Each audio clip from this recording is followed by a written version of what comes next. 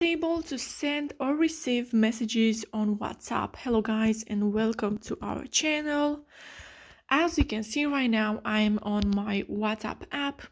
I am sending messages and they are not sending. So I received a lot of messages from people who have issues with WhatsApp right now. As you can see, I also have issues with it.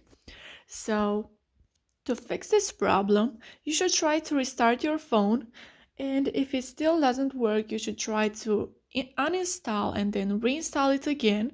But you have to know that this problem is worldwide. You are not the only one who has problems with it. To fix it, you can try it, but I don't think you will succeed. This problem is worldwide. WhatsApp has problems with servers right now, so you should just wait until they fix this problem. Unfortunately, there is nothing you can do, but you are not the only one who has problems with WhatsApp right now.